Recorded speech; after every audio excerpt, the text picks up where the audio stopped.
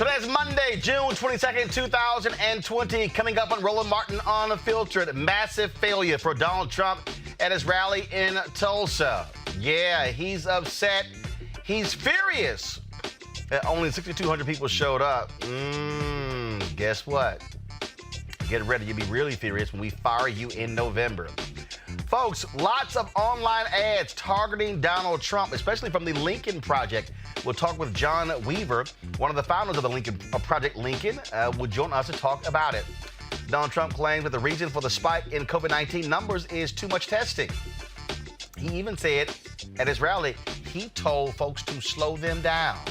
Dr. Ebony Hilton talks about that. Trust me, she's going to be on fire. Also, Demario Solomon Simmons will join us.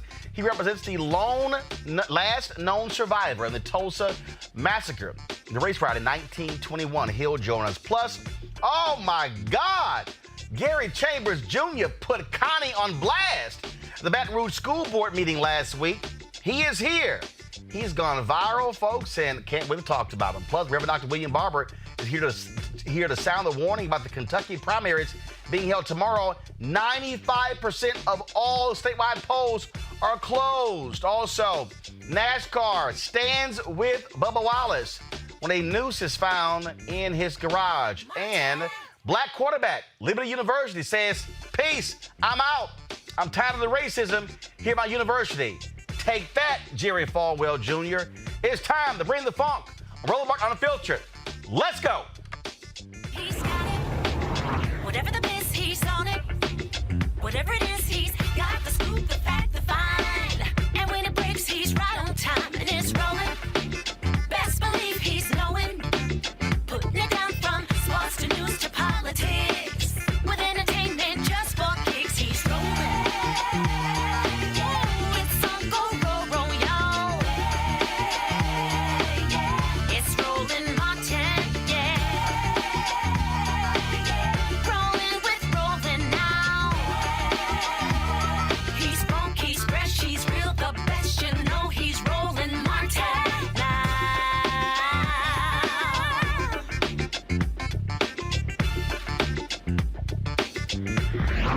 Martin. All right, folks. A number of online folks have been running these various ads targeting Donald Trump. Now, many of these organizations have been nailing him. One of those, of course, is Project Lincoln. They have been getting under Donald Trump's skin. Of course, he's really upset after this weekend when he had his so-called big rally in Tulsa, Oklahoma. 19,000-seat venue, but it was only a third field. And boy, his camp is blaming protesters for blocking the entrances. They even, of course, you even had these teenagers these K-pop folks who also got themselves a bunch of tickets to boost up the numbers and making them think they actually had 1 million requests. Boy, this has been pretty hilarious. And so Project Lincoln put together these videos. Watch this. They've been really ticking Donald Trump off. Before Donald Trump comes to Tulsa, remember what real leaders sound like. Now is the time to rise from the dark and desolate valley of segregation to the sunlit path of racial justice. Too often we honor swagger and bluster and the wielders of force. Too often we excuse those who are willing to build their own lives on the shattered dreams of other human beings.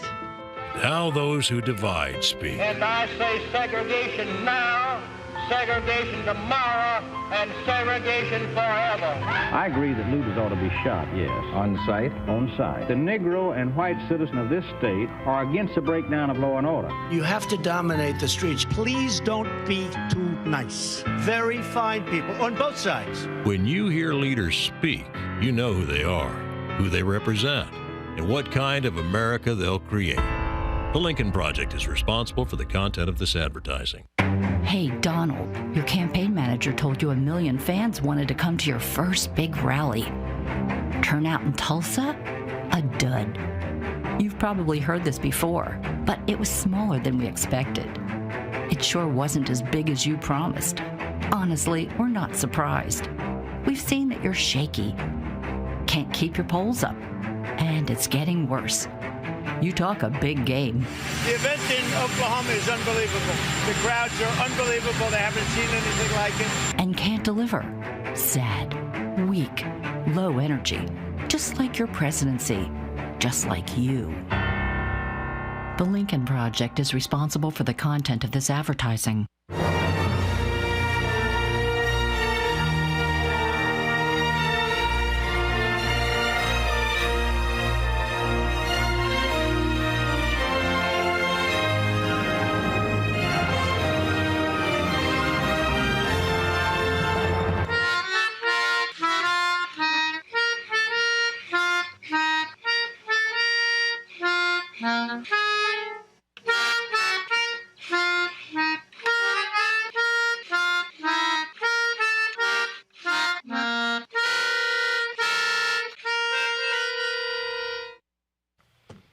Oh, isn't he so sad? Joining us right now is John Weaver, one of the founders of Project Lincoln. John, glad to have you here. Project Lincoln, a group of longtime Republicans who have been embarrassed and ashamed at not just Donald Trump, but also the Republicans who allow him to do what he does. That's right. I mean, we're not just going after the president for all of his conduct and behavior you chronicled so well, but he wouldn't be this powerful party in so many seconds had he suffocated himself. Hold tight 1 second, John. Hold on 1 second. We're having a slight issue with your audio. So, folks, if y'all could go ahead and get that resolved and then let me know when it's fixed. Okay? Do we have the audio fixed? All right, just let me know when you have the audio fixed, and then we'll get that taken care of. I want to introduce my panel, Dr. Avis Jones-DeWeaver. She's a political analyst. Mustafa Santiago Ali, former senior advisor to the Environmental Justice EPA. Also Eugene Craig, CEO of the Eugene Craig Organization, and also a member of Project Lincoln. So let me know when we have John's audio fixed. Eugene, I want to start with you before I go back to John once we have that fixed. I mean, this has been driving Donald Trump crazy. He literally spent a lot of time at his rally trying to beat back a couple of the ads that they've dropped because they've been just hammering him. They're in his head. Eugene, your mic is probably muted. You got to unmute your mic. Talk about the residual multiplier of going at Donald Trump the way you have to go at him. What's been missing from the Hold on, same thing. Hold tight 1 second. Same thing. Lots of feedback on your system. Guys, get Eugene fixed. I want to go back to John Weaver. John Weaver, so folks, please get the audio straight for our panelists. John, back to you. You're making your comments. Go ahead. No, I mean, we're obviously going to go right at Donald Trump every day until actually January 20th, when Vice President Biden is sworn in as president. But much of the problem we're facing in this country is that we have a Republican Senate that has subjugated themselves to Donald Trump, and they have enabled him and his worst instincts. And generally, all you hear from them are crickets, quite frankly. It's shameful behavior, and we're going to prosecute the case against them just as well. And I mean, look, this is a significant piece here because obviously he despises never-Trumpers.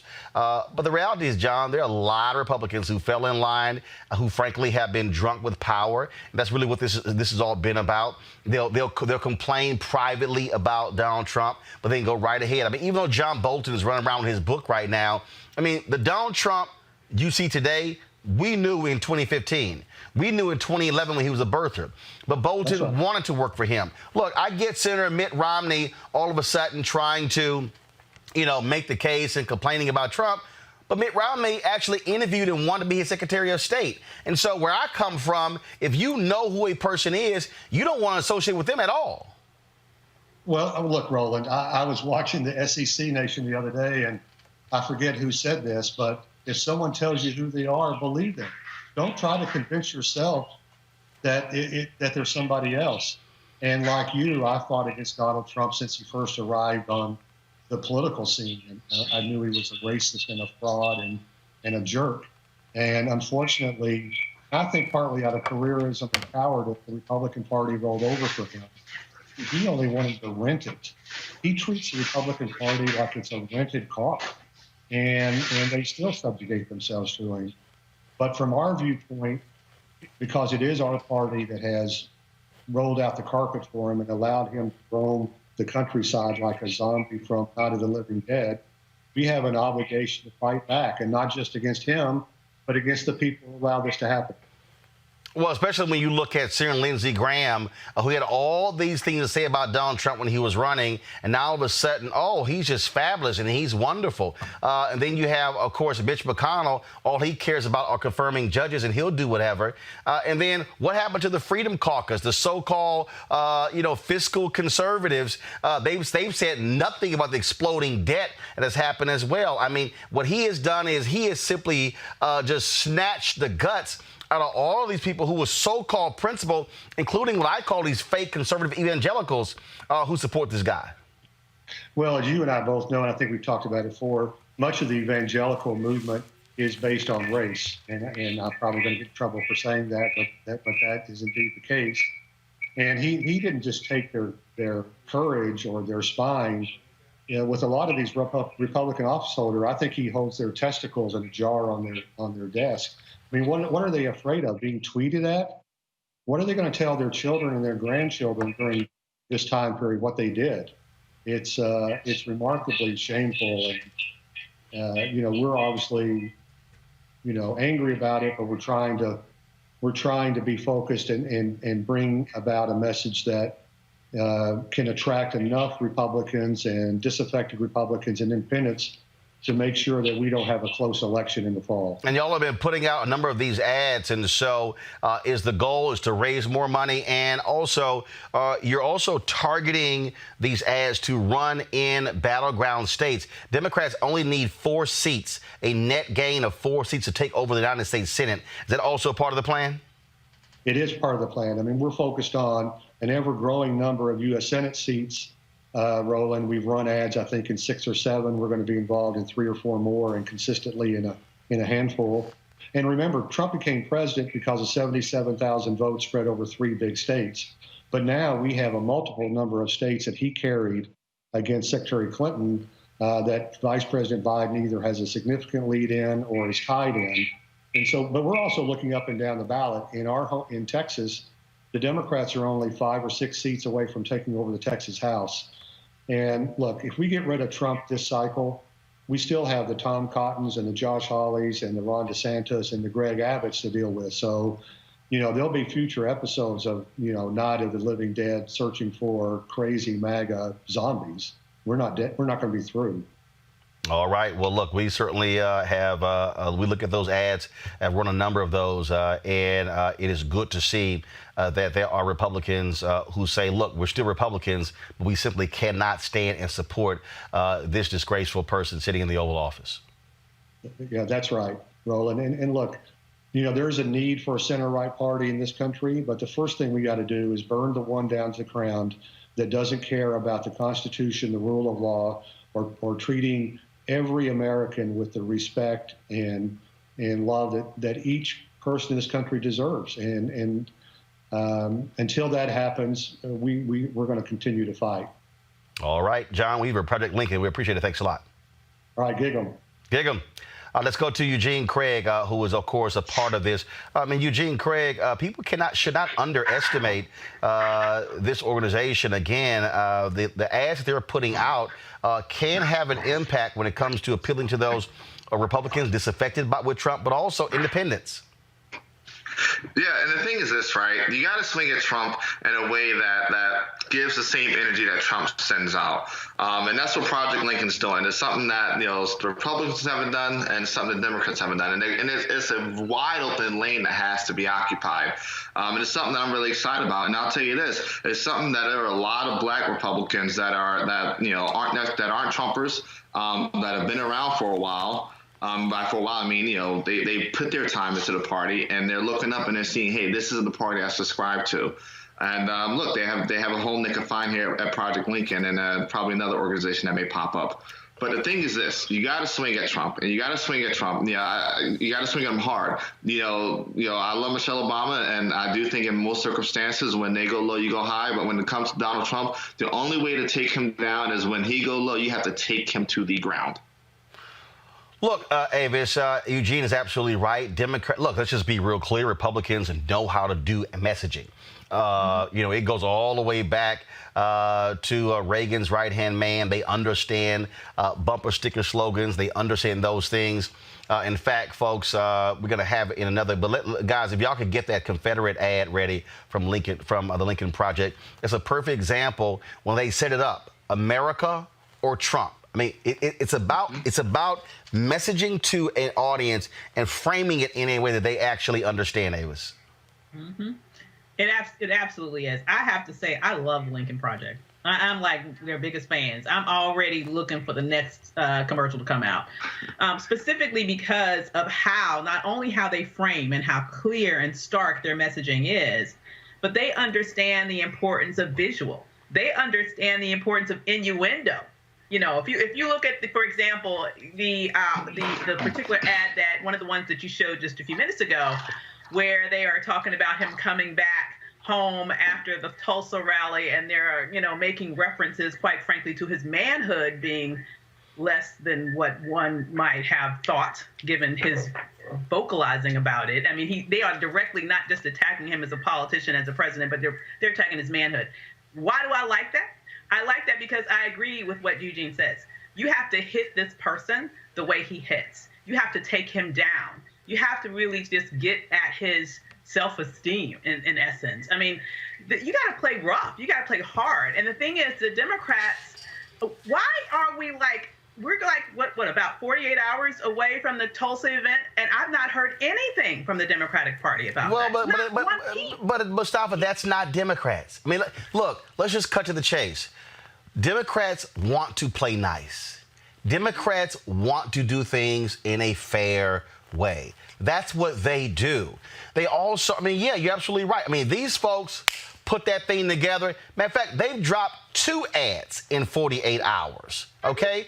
2 of those ads we ran, the first one ran before Tulsa. The other 2 ran after Tulsa. That's how you have to be in the news cycle. You have to be quick. You have to respond quickly. And you're absolutely right, Mustafa. I don't understand why I'm not seeing these ads come from the DNC. I don't understand. I mean, first of all, the Biden campaign, they've been very good with their ads, but you need other entities. What about all these damn progressive organizations, all the millions and millions and millions that they're spending, okay? Where's their rapid response ads where they're able to go viral online when you're talking about 6 and 8 and 10 and 15 million folks watching them? And so, thank goodness the Lincoln Project. Now, look, again, folks, the rally is, are they Republicans? Yes. At the end of the day, look, some folks who were your enemy last week could be your enemy this week, because if you've got a like-minded enemy, fine, you both take them out, and then you can fight with them next year, but you take this one out right now. But yeah, Democrats had better understand, forget that Michelle Obama stuff, when they go low, we go high. No, when they go low, you go lower. Yeah, way too many Democrats, they're sort of like they're a Grey Poupon instead of keeping it real and keeping it gully. I mean, if that's what, Trump wants to get down with, folks got to get down with him the exact same way. And as you said, it's got to come from multiple directions. It's amazing. You got hundreds of millions of dollars that go into campaigns. And when you don't see folks effectively creating messaging, and you don't even have to frame a different narrative, Trump gives you everything you need to show that his policies and his actions in many instances are lethargic. Some people might say impotent in some ways to go with the flow from the Lincoln Project. So we just got to make sure that people are getting focused and that it's coming from multiple storytellers, because you need that so that it reaches different audiences and they see themselves not only reflected in the impacts that have been happening, but also reflected in how change can actually happen. In fact, we put together, folks, a compilation video of different groups that have been targeting Donald Trump. Watch this. Nobody respects women more than I do. Do you have any questions? I have two questions. No, it's okay. Next, please. But you called on me. I love women. I cherish women. She's shocked that I picked her. I'm not thinking, Mr. That's President. okay. I know you're not thinking. You never do. I'm sorry? I have great respect for women. What a stupid question. But I watch you a lot. You ask a lot of stupid questions. The way he treats the female reporters is different. Sit down. You know you're a fake. You know that. Caitlin Collins was banned from a late afternoon press event because the White House didn't like a question she asked the president. Women! I love the women. April Ryan. You talk about somebody that's a loser. You're so disgraceful. It's a racist question. Keep your voice down. I'm not responding to you. I'm talking to this gentleman. The way he reacts is different, and I think it's time to say so. What is the secret of your success? The president was given or inherited a large portion of his father's real estate fortune, worth at least $413 million today. 9 out of 10 people don't like what they do. They go from job to job, ultimately becoming nothing. You'll absolutely love Trump steaks. The 3 Atlantic City casinos filed for Chapter 11 bankruptcy protection. 2 years after it opened, the company was history. It never made a profit. Trump University was fraudulent. His family's charity accused of misusing funds. Shakespeare said, never follow an empty wagon up here. Never follow an empty wagon, because nothing ever falls off.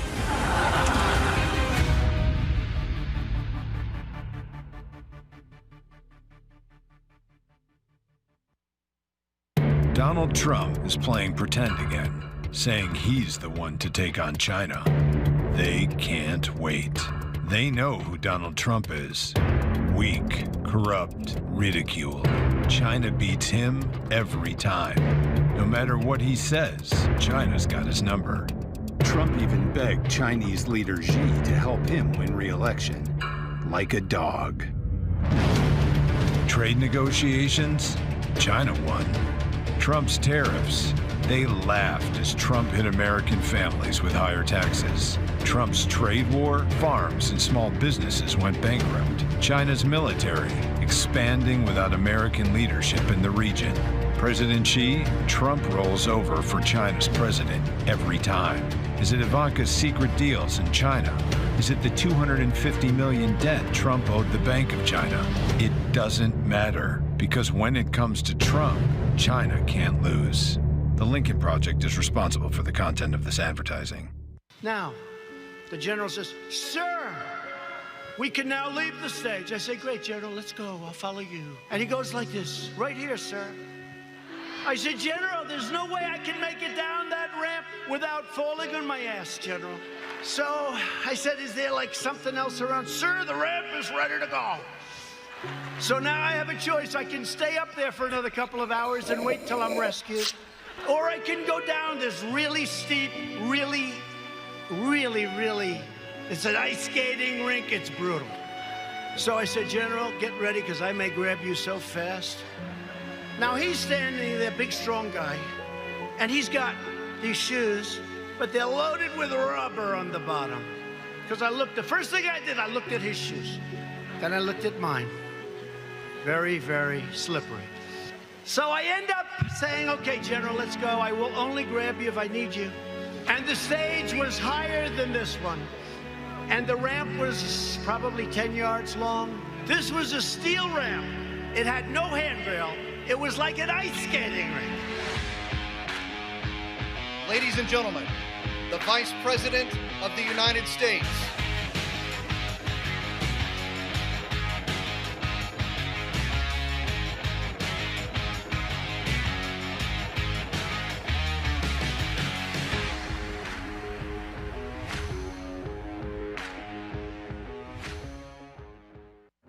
men who followed this flag 150 years ago knew what it meant. Treason against their country. The death of the United States. America defeated the men who followed that flag.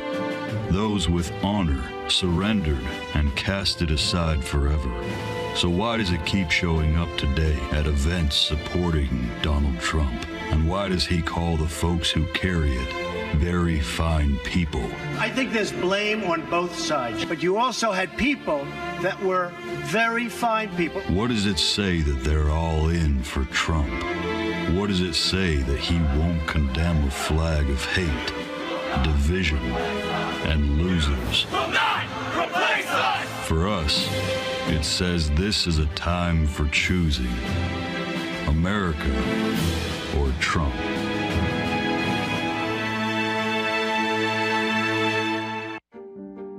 Is this who we are? Is this who we want to be? Is this what we want to pass on to our children and our grandchildren? Fear, anger, finger pointing? Or do we want to be the America we know we can be? The America we know in our hearts we could be and should be.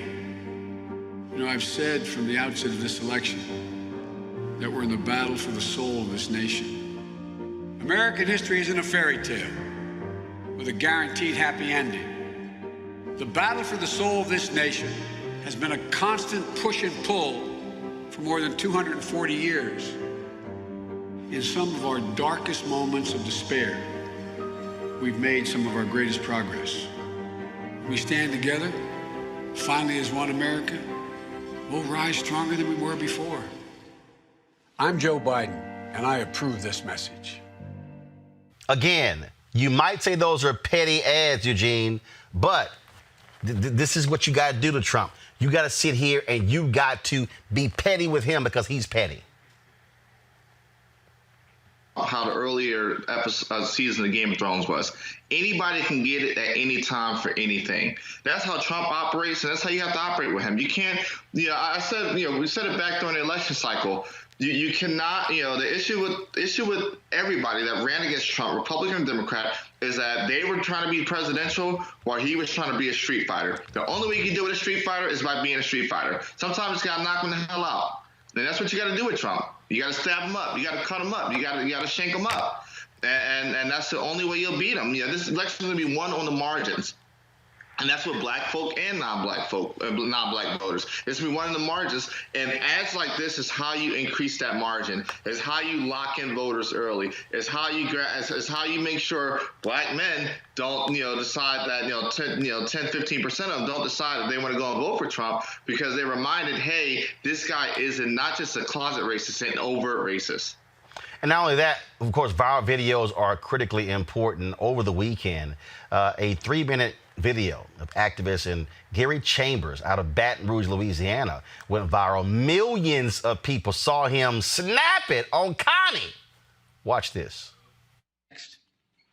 So I had intended to get up here and talk about how racist Robert E. Lee was, but I'm going to talk about you, Connie, sitting over there shopping while we talking about Robert E. Lee.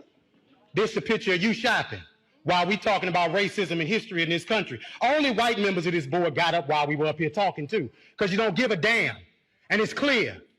But I'm gonna tell you what the slaves, my ancestors, said about Robert E. Lee, since you don't know history, sister. Let me tell you that they said when he got the plantation, after he got off the field where 27,000 people died at Gettysburg, Connie, Robert E. Lee was a brutal slave master. Not only did when he whooped the slaves, he said, lay it on them hard. After he said, lay it on them hard, he said, put brine on them so it'll burn them. That's what Robert E. Lee did. And you set your arrogant self in here and sit on there shopping while the pain and the hurt of the people of this community is on display because you don't give a damn and you should resign. You should have resigned 2 years ago when you choked a white man in his house. You should have resigned 2 weeks ago when you got on TV and said foolishness. And you should walk out of here and resign and never come back because you are the example of racism in this community. You are horrible. Now to the rest of the board. You have an obligation to the people of this community. And 81% of them are black. And do you need a Klan rally outside, Mr. Godet, before you end it? Because holding it up means that you put that building in jeopardy. You do, sir. Because all over the country, they're burning stuff down. And black folks in this city have stood with protesters. I ain't seen you elected officials out there with them, making sure that nothing goes south in Baton Rouge. It's been folks in this community who give a damn, not just when it's comfortable, but every time. And 4 years ago, we came down here. Mr. Drake, they say you're a good man. Be a good man. Black folks say you're a good man. White folks say you're a good man. Your legacy is attached to tonight, brother. Your legacy. Now, let me say to the black members of the board, it's the most solidarity I've seen out of y'all in forever. Let's keep it that. Let's stand on this moving forward. Because we don't need to apologize for Connie, Evelyn. She showed you who she was when she was... Oh, love it. He was calling for East Baton Rouge Parish School Board member Connie Bernard to apologize. She later did so, and she said, no, I wasn't shopping. There was a pop-up ad, and I was trying to figure out how to get rid of it. She lied because she was scrolling down on the ad. Gary Chambers is the publisher and advocate for the Rouge Collection. He joins us right now. Gary, you all up in Connie's ass. Well, brother, you know, sometimes that's what it requires. Well, the thing that gets me is she lying in her apology. She was scrolling down. She was scrolling down. She was shopping. She didn't want to hear none of that.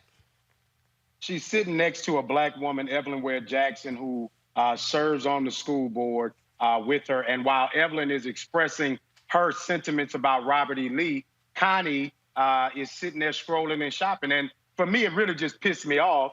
And I just could not contain just letting them have the unadulterated truth. And what you guys saw is a reflection, in my opinion, of what we as black folks deal with when we deal with our government. That here black folks show up pleading our case about why we should do something to change something that is clearly systemic and structural. And we got a school board member who's just sitting there saying, the hell with what y'all doing. I'm going to just go shopping while y'all are pleading your hearts out to us, the government. You also made a point. You said that 81% area. How many white board members are on this school board, and how did that happen? So let's talk about that in a real way. So Baton Rouge first of all, we had the longest standing desegregation case in the country. That's number one. And the school district encountered white flight like never before in the 50s, 60s, 70s, whenever desegregation began to happen. Catholic schools and private schools started opening in Baton Rouge. And so white folks left the system and they never came back. And so now the school system is 81% black. The city of Baton Rouge is 56% black. We have parishes rather than counties. So our parish is 47 and 47, yet our school board is a 9-member board with 5 white Republicans and 4 black Democrats. Our city council, Roland, is 12 members. It is 7 white and 5 black in a city that is majority black. And so it's extreme gerrymandering. And so it's important that we take the census as black folks so that we can get more seats. But we have got to be pressing the gas on these people every day, because this is what builds an inequitable system. Well, you're absolutely right. And again, the fact that they are holding the power, and the reality is their children are not going to these school systems. And this is also, I mean, we saw the same thing in Ferguson. They just got their first black mayor. This is a 67% black city. So this is our second black mayor. Mayor Sharon Weston Broome is our second black mayor. But we have watched inequities, whether it is DBEs, disadvantaged business enterprises. I started advocacy about 5 years ago as a small business owner. I was watching how white-owned companies were getting 98 and 97% of the contracts in the city of Baton Rouge. And the Baton Rouge Area Chamber was in support of Baton Rouge being a thriving and growing place, and the chamber still being silent about Connie Bernard resigning. And that breeds a culture of division. It breeds a culture of inequity and a lack of progress. And if we are not, as you say, on their ass, right, then we will continue to have a foot up ours until we demand that they do something different. And it's about the money. That at the bottom line, it's about the money. I keep telling people when Maynard Jackson, when he ran for mayor of Atlanta, African Americans were getting 0.0012% of all city contracts. And then the other day I saw some Republican tweeted, "Oh, look at all of these black mayors you've had in Atlanta." I said, don't get confused. White folks in Atlanta still want to be able to control the money. And the only reason they have not been able to keep controlling the money because those black mayors used the power of that airport and said, nope, we're going to ensure we open these doors. And that's what this boils down to is. That is, they say, look, we might lose the demographic numbers, but if we control the money, we control the city, the school board, the state, the nation. And so, Roland, I did a video about a week ago where I was talking about I don't believe that there are black meccas. I know that folks have advocated that Atlanta's a black mecca and D.C. was a black mecca at one point, because at the end of the day, those cities are municipalities that are still checked by their state government. And so a state like Louisiana, which is 34% black, a city like Baton Rouge, which is 56% black, when you look at a majority black city that still has a majority white council, or when you look at Atlanta, where voter suppression is still in operation because Kemp, the governor, was the Secretary of State, suppressed the vote, and then when he's governor, we've got black folks standing in line like that. As long as the checks and balances are above us and they have the power of the state legislature, we are still in a battle. And so we've got to be deliberate about all politics being local and not just voting in this presidential election where Donald Trump, Agent Orange, is doing his thing. We've got to focus in on the people where that federal money and that state money comes down to the local level. Yep. Our school board in Baton Rouge is a $425 million budget. Our city of Baton Rouge is a $900 million budget. The state of Louisiana is a $27 billion budget. And when you talk about those resources and 95% of those monies going to white businesses, well, that explains why black folks don't have the same level of income as white families, because the companies that we own do not get fed into by our tax dollars. And the assault on us is that they are taxing us, right, without giving us equal representation. But this is also why, and when I did the State of Black America report in Indianapolis, this was October, and I said, if you were or are a public worker, stand up. Probably about 80% of the room stood up. And I tried to walk them through this thing. And I said, do y'all understand who actually controls Wall Street? And people looked at me like I was crazy. I said, this is who controls Wall Street, pension funds. Yes, sir. I said, pension funds are the ones who give billions of dollars to hedge funds. And I was on a call the other day on this. There's this exclusive app called Clubhouse and a whole bunch of venture capitalists on there. And somebody asked me the question. They said, how do we change the VC world? I said, see, you focus on the wrong thing. You can't change the VC world unless you change the pension world. I said, because see, and then I said, where does the money come from in the pension world? It comes from the public workers. So really what has to happen, Gary, we've got to get these black folks who are public workers, who are retired teachers and police officers and firefighters and secretaries and janitors to say, you need to be mobilizing, saying, we're tired of all these white folks controlling the pension funds. We need to see black lawyers, black bondholders. I said, all of us, I said, if that level of people rise up, then you change the pension boards, then you change the Wall Street, then you change the venture capitalists. I said, it comes down to the money. Yes, sir. And it starts at the grassroots level is what you're talking about. It starts at the local level because that's where we have the rubber meets the road. And if we stand up and use our power, we can effectuate change all over this country. I think we see it happening. I think that there is, I would say it like this, Roland. We don't all wake up at the same time in the morning, and all black folks don't become woke at the same time. But I do believe that the things that are happening in this country are waking some of us up. Our young people that are showing up in the streets protesting consistently and agitating against the police. Well, the longer that a police officer stays on the clock, I know you may think he's getting paid overtime. but he can't go home to his family and sleep. And in a COVID environment where cities' budgets are stretched, you're going to stretch that city's budget even further. And so we've got to be deliberate in every area. And what your suggestion is, well, those that have retirement plans and pension funds, you do your part at your level. Maybe your level isn't getting in the streets, but it's getting on the phone with your public officials and saying enough is enough.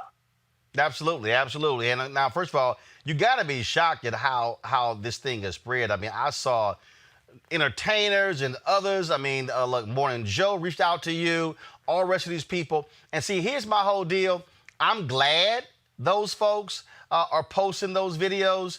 But the reality is, I need them posting that kind of stuff every day, using their influence. And for the Morning Joes of the world to be calling folk like you on a regular basis versus having the Donnie Deutsches of the world saying the same bullshit he normally trickles out all the time. No, have real people who are on the ground speak. See, I ain't got a problem because the show is called Unfiltered. I appreciate it, brother. You know, and I quoted Pimp C this morning on Morning Joe because, you know, we out here, they rapping about it and we out here paying the price. And everyday advocates all over the country are doing their part on the local level. And so when I saw the shout out from LeBron James, man, I had to go and check it out and find out was it real for myself. Somebody sent me the screenshot. I was like, this can't be real, because folks like me on the local level, we don't get to have these types of conversations. Right. We're fighting this fight every day. And so if I could, I would just say to LeBron, to Miss Ava DuVernay, to all of those people, call me and let's have a conversation about how we mobilize your resources and your influence on a local level all over the country. 55% of Black folks live in the Deep South. Let's take the South over and create a new Black South. I'm about that, but I think that we've got to realize that there are those of us who do this work on a grassroots level that can lean information in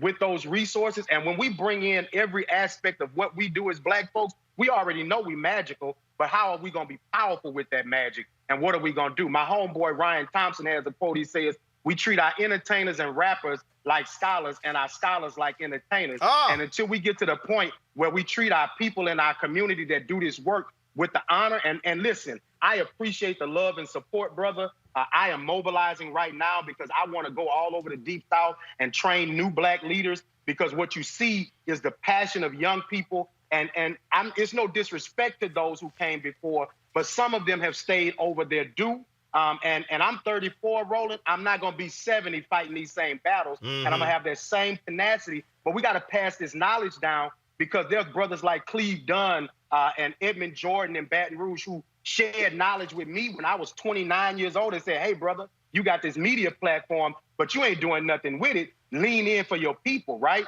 And so I've been doing this for the last 5 years, but we can turn this up. The beauty of this moment is, I think, like I said, we don't all wake up at the same time, but I do think that alarm clock is going off, brother. Well, I'll say this here. First of all, I saw Ava's tweet where she said, man, who is this brother? And then I went to your Twitter feed and I saw you were following me and your email was on there, and I sent her your email.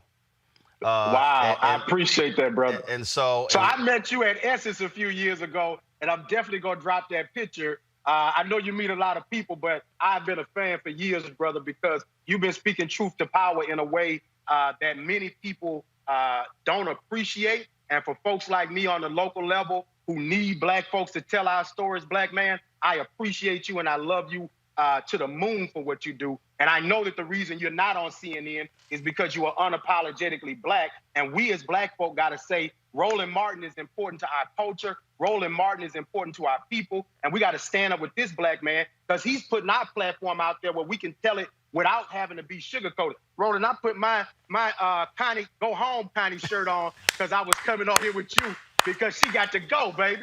She got to go. Absolutely. She got to go. Absolutely. Well, I tell you what, when you talk about all the Karens of the world, and trust me, I think you about to add Karen Mama. You about to add the Connies to the world. And y'all do me a favor. See, this is just so y'all know. See, I pay attention to everything. This is when I knew, when I saw the video, before Gary said a word. Y'all play the video. Look at Gary's left hand. He had the pimp hand position. He knew he about to smack y'all. Look, watch the left hand. Right there. Right there. See, right there. Look, see, I need y'all to see. I need y'all to see. Come on back. Y'all need to see. Y'all see what he did? He put the hand out, then he extended the hand like, now I'm about to smack the hell out of you right now. Because I got you. Oh, yeah. I got you. Absolutely. We're going to get the business clear. And Roland, let me say this, brother. We as black folk cannot continue to let these folks slide.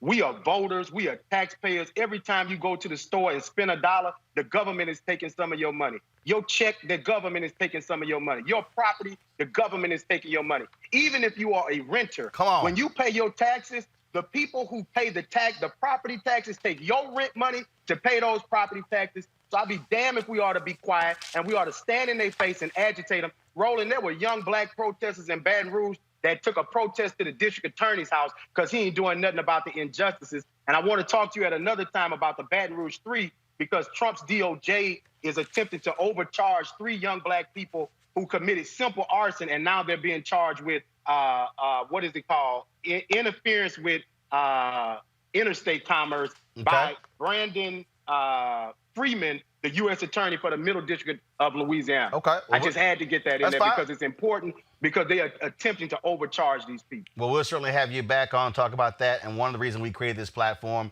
because there are a lot of activists like you who don't get called on national television unless a video picks up millions of followers. And so we've had many folks like you on for that very reason, to be able to bring light to sort of some of these issues. So we certainly will have you back, Gary Chambers. Thanks a lot. Thank you, brother. I appreciate you. Do good and seek justice. Yes, sir. Thanks a bunch. All right, folks. Look, what you just heard is why this platform matters, and that's why we need you to support what we do. Folks, I came in today, and these, of course, these are actually envelopes of people have actually mailed in money orders to be members of our Bring the Funk fan club. We've got Raymond and Veronica Short Jr. Sent me, they contributed. They said, thank you for your determination, educational, and professional preparation, which caused you to create the Roland Martin Unfiltered program. I enjoy the guests and his or her diverse perspective. And as a Howard University alumni, I love to listen to Dr. Carr. And then, so they wrote that. Then we said, thank you for your platform and your program, Shirley Williams. And Gabrielle Williams, originally from Nacogdoches, Texas. We had, of course, right here, Noni Harrison. Your daily digital show is a service that is unsurpassed. I am truly a fan and have been for years. Please accept the cashier's check as an enormous thank you. Your light shines bright. God bless you.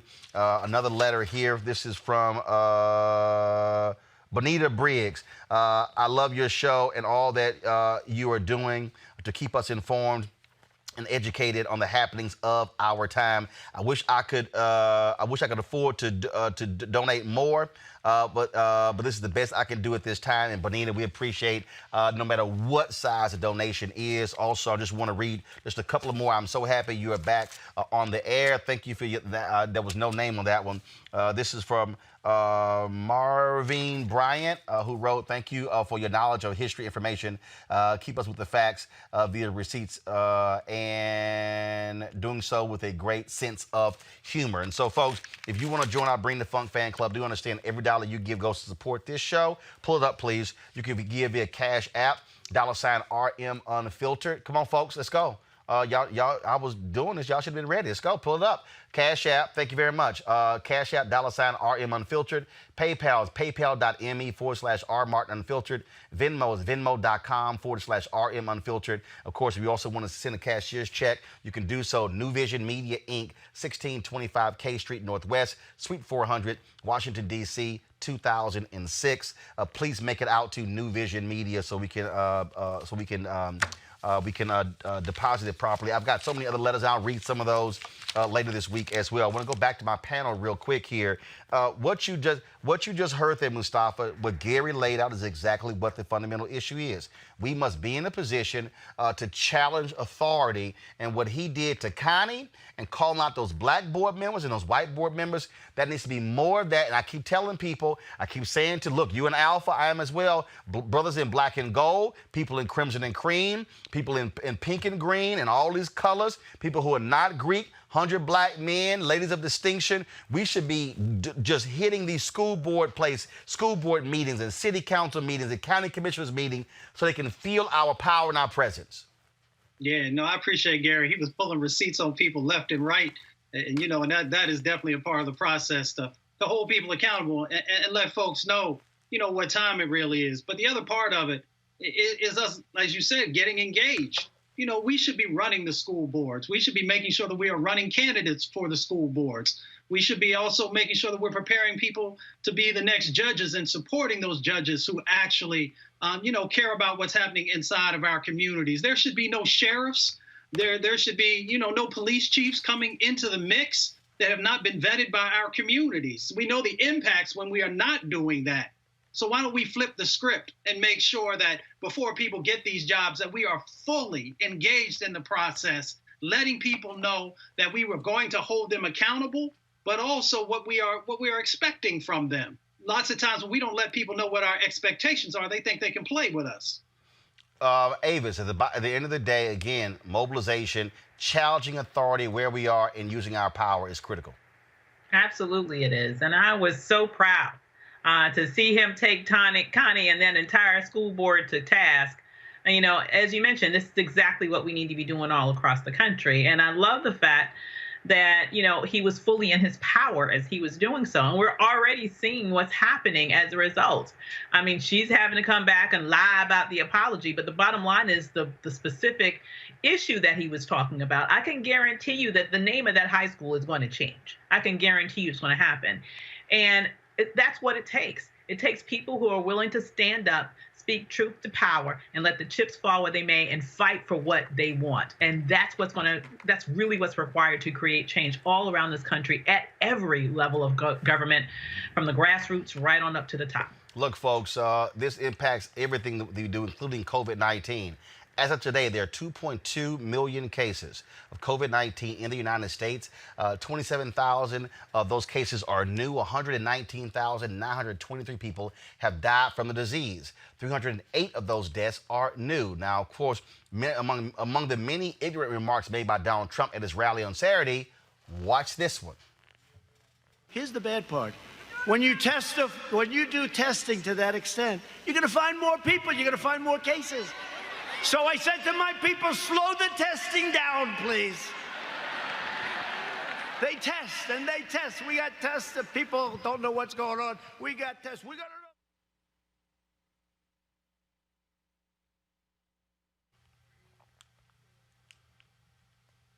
Now, after the rally, the Trump campaign said, we were just joking. Eugene, who the hell jokes about something that has killed nearly 120,000 Americans? That's not a joking matter. And this is coming from the alleged most pro-life president ever, right? The one that now can account for 122,000 deaths, which very well may go up to 200,000 deaths by the time the election rolls around here. You don't joke about something like that, and then you also don't lie about it. President Trump and Vice President Pence were asking the governors to go out and lie and say, oh, the issue is that we're doing more testing, so the rates are going up. But that doesn't account for the hospitalization rates or the death rates. And so the thing is this. When Donald Trump asks Black America, what do you have to lose? It's literally your life. Literally, when it comes to COVID, when it comes to the racial tension in the country right now, it's literally your life. Our community is more susceptible to it and has a disproportionate death rate. And look, and the thing is this, it could have been preventable. They could have came out in March and in February, March said, hey, everybody mask up. They could have in February, March, started deploying tests and figuring out, where to procure them and get them out there to help save lives. But what this president did was he discounted the virus, tried to racialize it. And then on top of that, delayed his response to it. And now we're seeing 122,000 deaths. And he thinks it's okay to get up at a rally and joke about it and joke about the slowing down because that's what he thinks helps him politically. I mean, that should be a call to arms for every single person to make sure they vote in November. Dr. Ebony Jade Hilton, she is Associate Professor of Anesthesiology and Critical Care Medicine at the University of Virginia and Medical Director of Goodstock Consulting, LLC. We also saw, we also saw over the weekend where D.L. Hughley announced that he also has COVID-19. We're trying to get Ebony's audio fixed. Folks, let me know when we actually have her audio.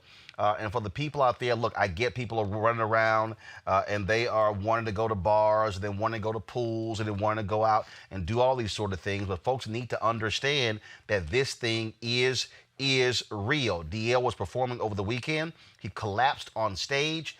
They initially said dehydration. This is a video that he put out this weekend. Hey, it's me, D.L. Hughley. I'm just being released from St. Thomas Hospital in Nashville. I want to thank them for taking such good care of me. I want to thank you all for your well wishes and your prayers, and you comedians who call and said such evil things when I was scared to death. Thank you too. I really appreciate it. Thank you, everybody, for your prayers and well wishes. When I came, I was being treated for extreme exhaustion and dehydration, which I was very dehydrated. But it turns out they ran a battery of tests, and I also tested positive for COVID-19, which blew me away. I was what they call asymptomatic. I didn't have any symptoms that, other classic symptoms. I didn't have flu-like symptoms. I didn't have shortness of breath. I didn't have difficulty breathing. I didn't have a cough. I didn't have a low-grade fever. I still don't have a fever. I didn't have a loss of smell or taste. Apparently, I just lost consciousness. So, in addition to all the other stuff you have to look out for, if your ass pass out in the middle of a show on stage, you probably need to get tested. So, I am going back to my hotel room to quarantine for 14 days. And, well, thank you for your prayers and your well wishes. And a few more of them wouldn't hurt. So hopefully I won't develop symptoms. Maybe this is as bad as it gets and I'll just pass out over and over again, or not. But thank you. I appreciate your thoughts and your prayers, and they did not go unnoticed or unfelt. Thank you. So I said to my people, slow the testing down, please. The government's initial response to the pandemic has cost American lives. Trump himself ignored warnings about the virus, making the U.S. slow to react. Dr. Anthony Fauci admits government inaction may have cost American lives. If we would have done more sooner, more people would have lived. Started mitigation earlier, you could have saved lives. There was a lot of pushback about shutting things down back then. So I said to my people, slow the testing down, please. Dr. Ebony Hilton, that surely has to piss you off that this man stood there and then came back and said, oh, no, I was joking. Right. I mean, it's absolutely insane. And even when he says, this whole slow the testing down, yes, we performed 28 million tests in the United States, but that all depends on how many people you actually have living in your country. So we have 320 million people living in the United States. So we compare that to how we rank worldwide.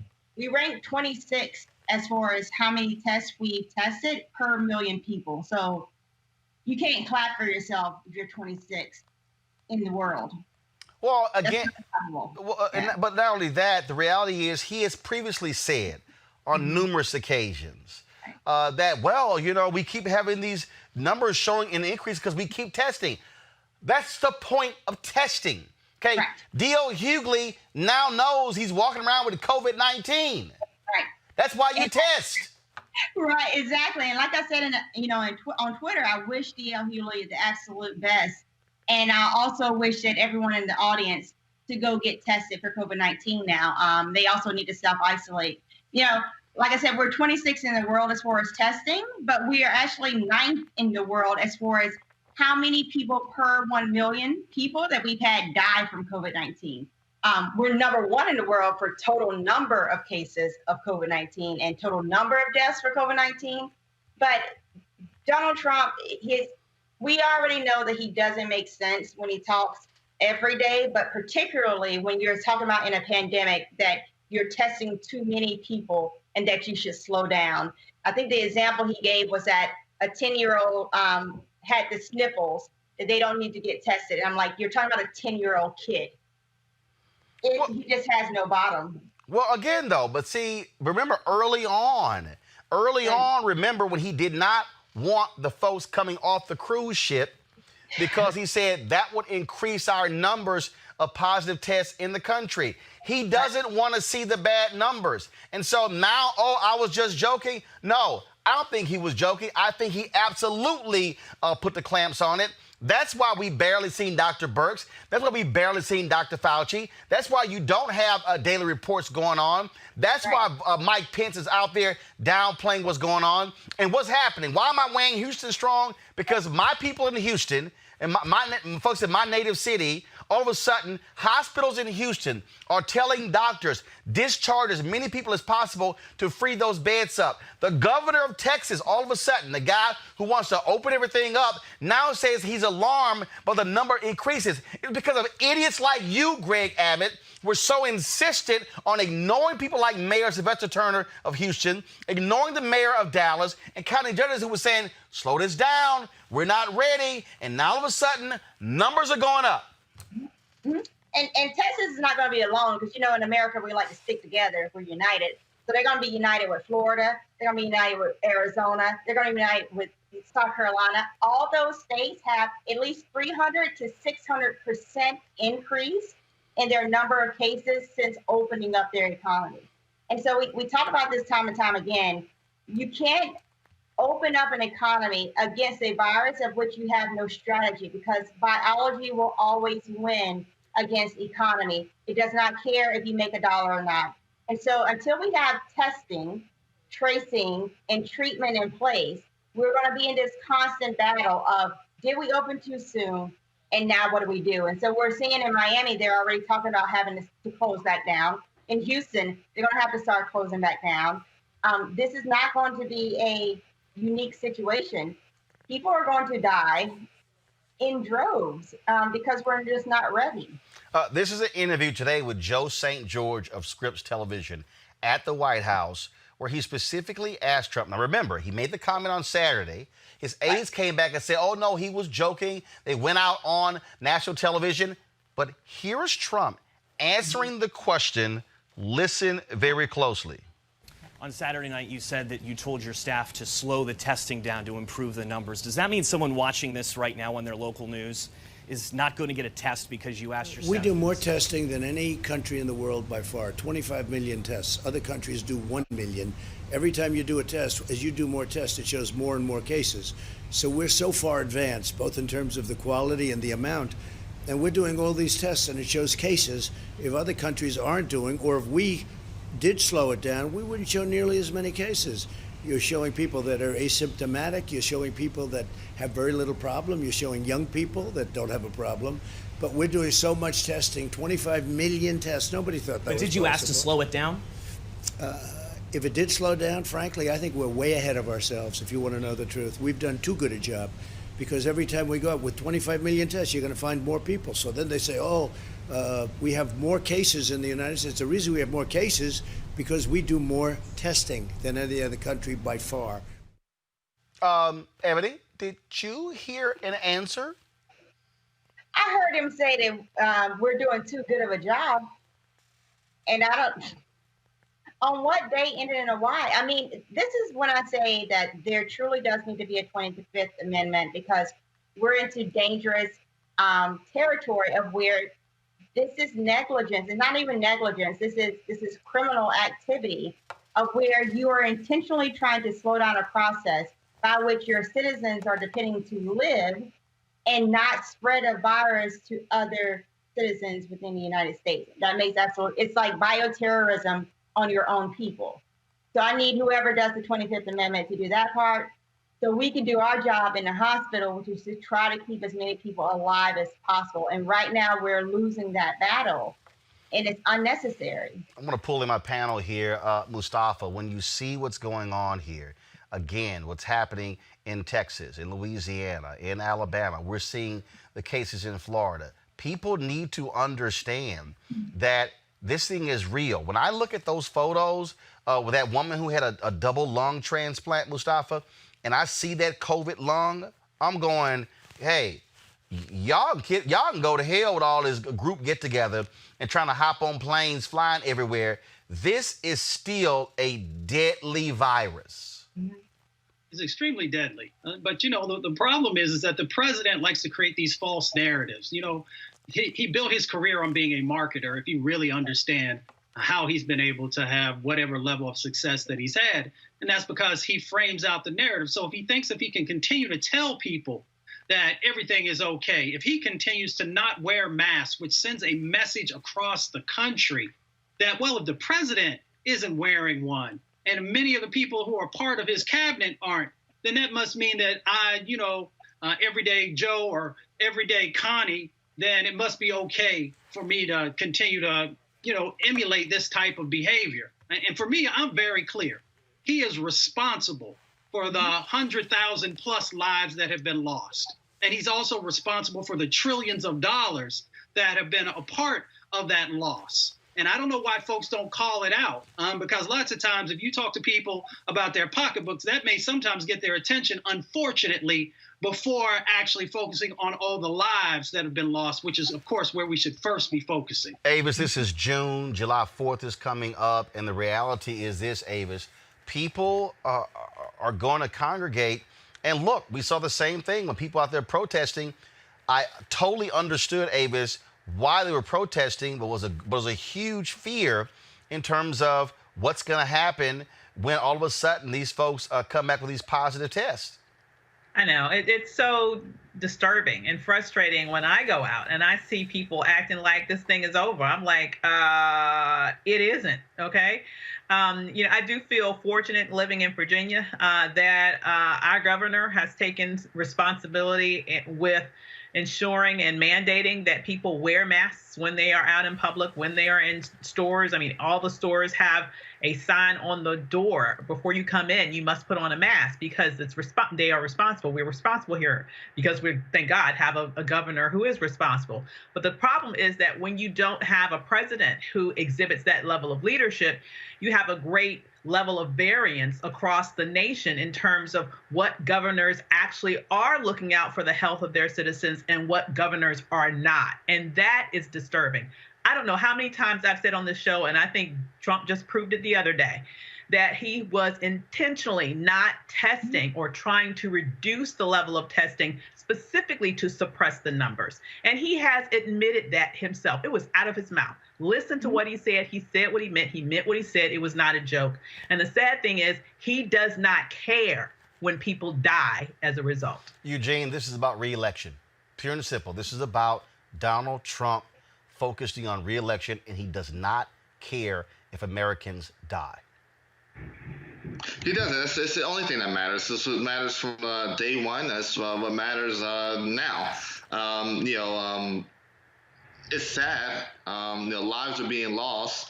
And you're seeing, a lot of the Sun Belt governors follow his lead. You're seeing record numbers in Florida, and record numbers in Georgia, and record numbers in Arizona, when you don't need to, when lives don't need to necessarily be lost. But all of this is about Donald Trump getting reelected. He needs the economy to bounce back somehow, some way, to help spur his reelection. But if that Tulsa rally this weekend was any indicator of what's to come, if he can't pack out a rally in the middle of Oklahoma, then I think that Joe Biden might have a good day in November. Ebony, look, you and I talk a lot, we text a lot, and the bottom line is, you're out here working damn near 7 days a week. I mean, you're working your job, and all of a sudden you're going out here trying to test people on the weekends, traveling all around the state of Virginia. And this is where you need to have politicians who are taking this thing seriously. But what you have is you have Republican governors who are so desperate to follow the lead of Donald Trump and keep following these crazy people who go, hey, what's the big deal, y'all? This is no biggie. And then they go into these stores. I'm trying to find the video. Somebody sent it to me of this guy who literally was about to fight Walmart workers because they said, you got to put a mask on. I mean, These people are absolutely out of their mind because they're like, I don't care. I'm not wearing a mask. Folks are dying. Mm-hmm.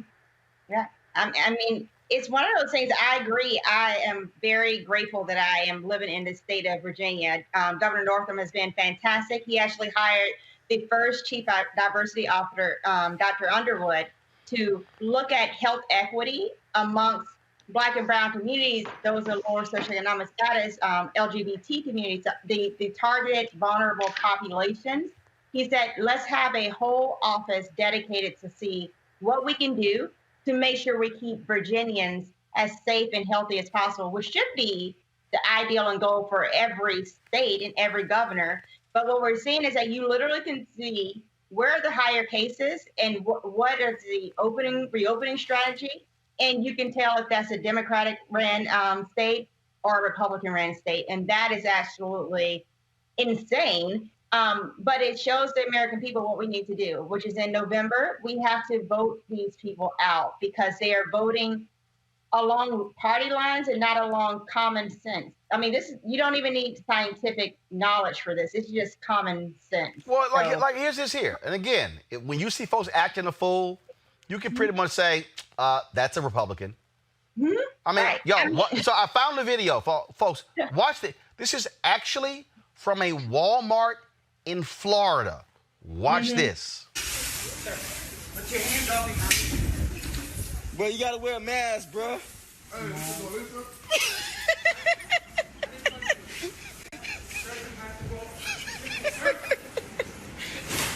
Bro, these folks is tripping, bro.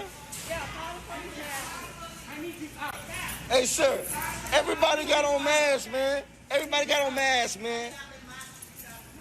You want a mask, man? I got some. Bro, this is too funny, bro. Poor thing, man. Look, he got a look at it, bro. Bro, the man doing his job, bro. Just get a mask. 5 times right there, Ebony. That guy assaulted the Walmart worker, and the guy's like, dude, you got to put a mask on.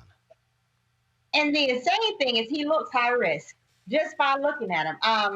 And that's the crazy thing is when you pledge allegiance to Trump, for lack of better words, but when you pledge allegiance to someone who has no direction and has literally is a narcissist, a malignant narcissist, and you know that he will do any and everything just for the betterment of him, then you should also know that he will put your life at risk. And so someone who knows full well they're older and likely has comorbidities on top of that, you are literally actively almost committing acts of kind of suicide. Like, why would you intentionally want to do that in Walmart of all places? Well, but here's the deal, though.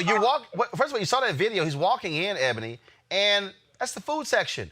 Dude, you could be breathing on food there. And in fact, this was the video from last week, from 4 days ago in Brooklyn, New York. Again, where you had one of these crazy-ass people. And the reason I'm playing these people is because, look, after the George Floyd case, we were so focused on that. The reality is, every day we're going to keep doing these COVID-19 updates because we are being most impacted. People are still testing positive. They're still dying. Although, because cable news is not focusing on it as much as they were, it's still happening. Watch this, y'all. This was in Brooklyn, New York. This is the problem. Black Lives Matter. No, you would never take this out. You need to take this out. You need to take this out. Yes. No. Yes. This is her establishment. This is her workplace. Stop. Stop. So it's a protest. It's a protest. It's a protest. It's not a protest. It's a protest. Harassment. I'm making a protest. I'm making a protest. Yes. Yes, I'm making a protest. All lives matter. All lives matter. All lives matter. All lives matter. Shut up and just Wait, you guys are allowed to make the protest. I'm not allowed to make. Here's a guy. Here's a guy, Mustafa. You take the Black Lives Matter sign down. And she says, no mask, no service. Now I'm trying to figure out, don't you see signs that say no shoes, no shirt, no service? What's the difference? I mean, yeah, I mean, I agree with you. I mean, we could really simplify this.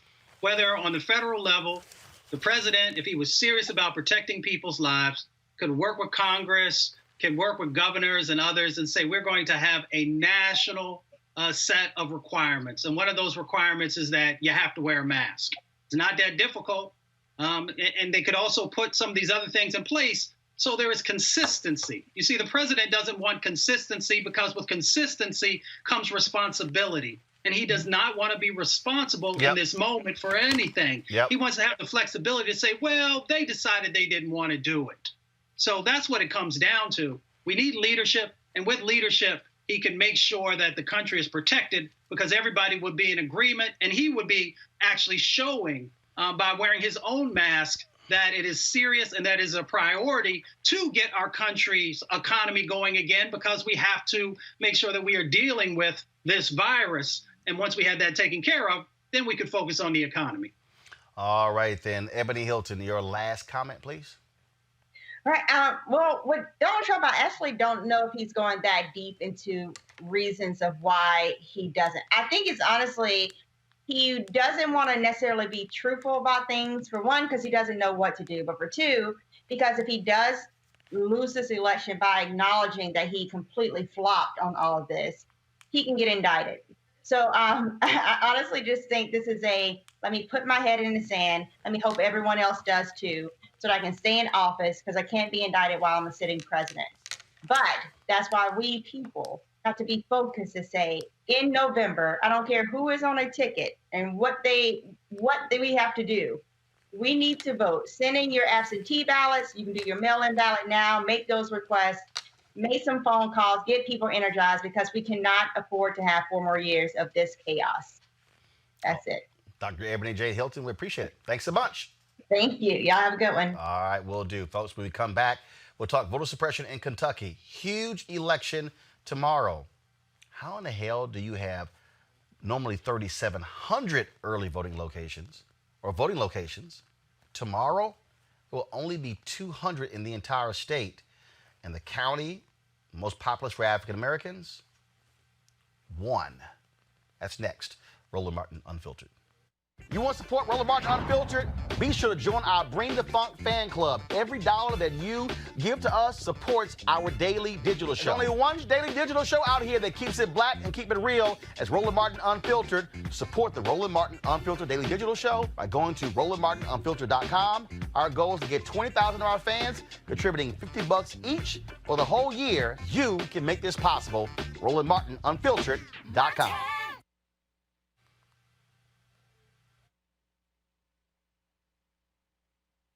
All right, guys, what's up with the video, please? Play the video.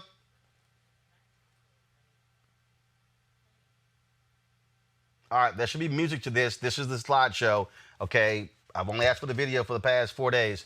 All right, y'all, get that fixed, please. All right, folks, the folks at Ceek.com, we have a partnership with them, where, of course, Mary Spiel, she's the founder of Ceek, Ceek.com.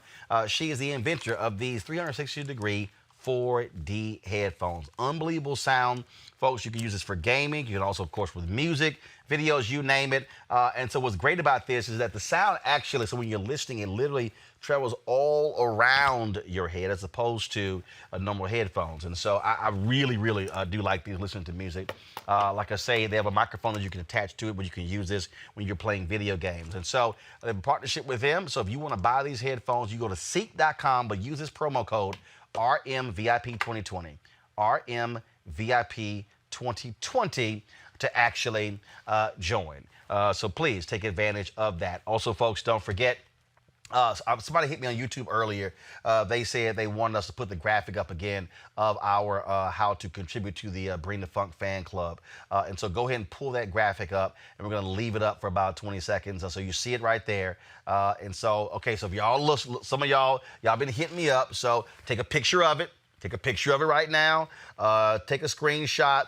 Again, you can contribute via Cash App, $RM Unfiltered, PayPal.me/R Martin Unfiltered, Venmo.com/RM Unfiltered. You can also send in a money order to New Vision Media, Inc., 1625 K Street Northwest, Suite 400, Washington, D.C., 2006. Leave it up right there. And again, folks, right now we got about 8,200 fan club members. Our goal by the end of the year is to have 20,000. So we would love to pick up another 1,800 that would get us to 10,000. And so our goal is to get our fan club members to give us $50 each. If you give more, great. If you can only give less, that's no problem. And again, because what that does is if we hit our 20,000 goal, that means our show is completely funded. We don't have to rely on advertisers, and trust me, we've got some great things we want to be doing for the election. And so please support us by joining our Bring the Funk fan club. All right, folks, let's talk about Kentucky. Senate Majority Leader Mitch McConnell faces a re-election race there. But also remember, Democrats can just pick up 4 seats to take over the U.S. Senate. Now, there's an election tomorrow. You've got State Representative Charles Booker, who's running against Amy McGrath for the Democratic nomination, but you got a bunch of whole other positions. What the hell is going on in that state where you're only going to have 200 early voting locations that are opened? Here's a video from the Booker campaign. Check this out. He never saw us coming. He never saw those medical bills pile up. He never asked what we needed. He spent trillions of dollars bailing out his friends while we lined up for unemployment. He let the government abandon America, abandon Kentucky. I explained to you how these types of laws would kill people. My life matters too, Speaker. You are out of order. Your 3 minutes are up. My life matters too. Black Lives Matter. He never saw us coming. I grew up in 40203, the poorest zip code in the state. I've been invisible to people like Mitch McConnell my entire life. From the hood to the holler, we've all felt invisible and alone. But finally, the power of the people is beginning to show. We've seen who keeps society running. It's the black janitors, the brown cashiers, the white folks stocking the shelves. The essential people are rising up. I've seen young people become preachers, cooks, medics. I've seen folks from the mountains. Everybody wrote off, fighting to say, my life matters. Nah, I don't feel alone anymore. I've seen America's future on the streets of Kentucky, a future where survival isn't so complex. My daughters can trust the water from their faucet. Brianna's door won't get kicked in. And the air isn't so toxic it could choke me out. We don't need to be so suspicious of our neighbors. We can build a world where you don't look over your shoulder when you walk down the street. You look forward. If people need health care, the government can provide health care for all. We know the government can help people get meaningful work, rebuilding America. From the hood to the highway, from the hood to the highway. Another political race that is heating up. Yesterday, the hashtag Booker beats Mitch was trending. I have a feeling he can shock the world. They got predictions, but you've got to vote. We don't need people in Washington telling us who should be our candidates in Kentucky. We need to elect our brothers, our sisters, our fellow good troublemakers. Only a movement can beat Mitch. Suddenly, he's getting nervous. Could there really be a movement in Kentucky which brings together blacks, whites, and Latinos, teachers, miners, and farmers, Republicans, Democrats, and independents standing up for working people, fighting for change? People united. Look me in the eyes, Mitch. Have you seen any signs that suggests to you that Mitch McConnell is afraid of running against you? Can you see us now? Eugene, this race has been unbelievable in that Amy McGrath has raised $40 million. And there's a poll last week showing Booker, who's only raised about a couple of million with an 8-point lead. Now, the McGrath campaign says their internal pollings that she has a double-digit lead. But the fact that his campaign has really just surged as a result of these protests shows you this energy that is existing out there for people who want strong, authentic candidates, as opposed to a McGrath who says, I can work with Trump. Yeah, I mean, the thing is this, right? I think the turning point of this campaign, I believe it was a debate between Booker and McGrath. And McGrath did not have an answer for Black Lives Matter, did not have an answer why she wasn't out there standing with Black Lives Matter. And look, Booker has lived this life that, all of us black men live, right? And so what you're seeing here is when a moment whose time has come, you have to have somebody that's prepared, and Charles Booker is prepared. And you're seeing movement towards this campaign. You're seeing the momentum there. You're seeing, she's raised $40 million, because, DC's pretty much, was ready to crown her. But, the voters of Kentucky is who decide this primary, and the energy is behind Booker. Look, Jackie, Avis, what's happening right now is this here. Booker is gaining, but the DSCC put their thumb on this race. They basically said, want anybody but him. In fact, same thing happened to State Senator Royce West, okay? His opponent, the Schumer-led DSCC, has said we're backing her. So they've chosen a white woman and Latino woman over two black men who are running in Kentucky and Texas. Yeah. Not too surprised. That oftentimes happen where the DSCC, they choose their favorites, and it's rare. It's somewhere between rare and never that their favorite is actually a black person. It's very, very, very extremely rare. So I'm not surprised that that has occurred. But at the end of the day, the voters choose. The voters choose. And it would be very, very amazing and interesting if he actually ekes out a victory, because that will tell us something about the transferability of the energy from the streets to the ballot box. This is an amazing test case. We know that last time in 2016, a lot of people who were active around the Black Lives Matter movement, some of them were very vocal about the fact that they didn't vote, right? Or didn't vote for president, just voted down ballot and had some other choices. It would be really interesting to see here that as this energy is continues to mount on the street, to see the transferability of that in the ballot box would be incredible, because it would show that, yes, it's important to be out and vocal and protest for your rights, but it's also important to make sure that you also make your voices heard at the ballot box so that those two faces of power can be wielded. We cannot underestimate the voter suppression, what is happening, because people are afraid of coronavirus there in Kentucky, Mustafa. To go from 3,700 statewide polling locations to 200 there in the county where Louisville is. They plan to use the convention center and just to line up booths. I mean, look, today was an early voting day, and I really hope all these black folks are in line right now, or were in line voting in Kentucky, because tomorrow is going to be an absolute mess. I can see people in line tomorrow for 5, 6, 10, 12 hours. It's a dangerous situation, but I understand people's commitment to vote, and they understand how important it is. And there's a lot of people. So I have family that's in Kentucky. So folks are feeling the energy that Booker is bringing. And he's building this crazy, crazy powerful coalition of folks from the mountains and folks on the inner cities and all over. So the thing that's really curious is that, folks have known we're in this COVID-19 moment, but yet they refuse to, because I had a conversation with some folks and they're like, well, a lot of the elders, who usually work at our polling booths can't do it. Well, if we're in this COVID-19 moment, let's get younger people, let's get middle-aged folks, who are trained up and are protected to be able to make sure that we have, these polling locations open. Of course, we all know that this is a part of the game. That when you can manipulate this, you can manipulate the turnout. And there may even be something more nefarious, which I hope there isn't, in the sense that having all these folks of color pushed into a smaller location and it being exposed to things. So I hope that that's not it. So we're not going to put that energy out there. but they could make sure that they're doing much better and making sure that there are the opportunities for folks to vote. And, we'll have to just see how it all turns out. Joining us right now is Christian Clark, who leads the Lawyers Committee for Civil Rights Under Law.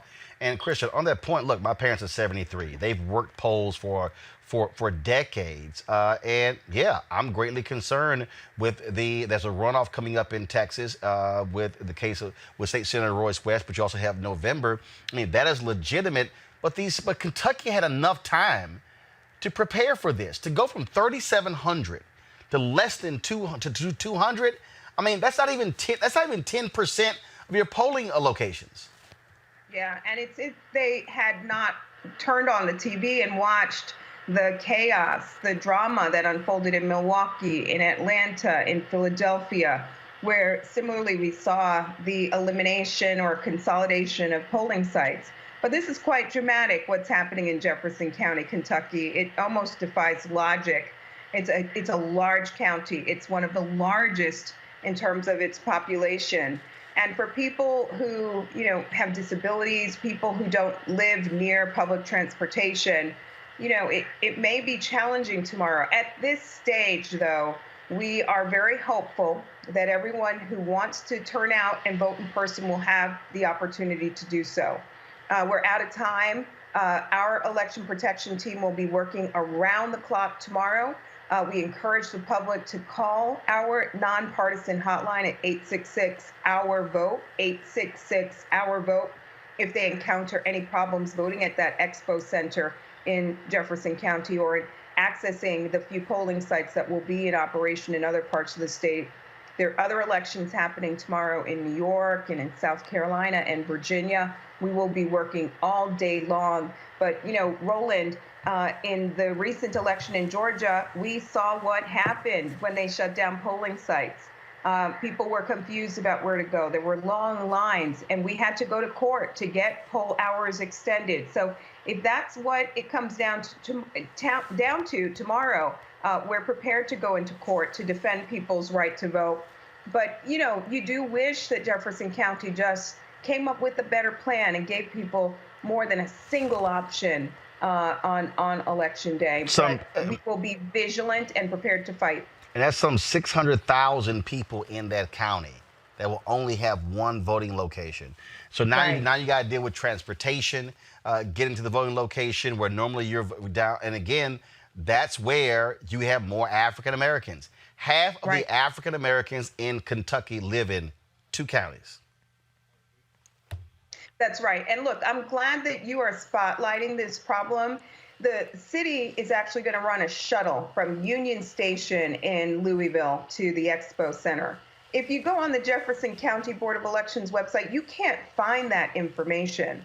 They are not working to ensure people are armed with all the information they need to go and vote tomorrow. So I'm glad that you're shining a spotlight on this. I am hopeful that people will turn to us as a resource and call the election protection hotline at 866-OUR-VOTE. Right now, it's come down to kind of these grassroots efforts to make sure that people are armed with the information they need to get out and vote tomorrow.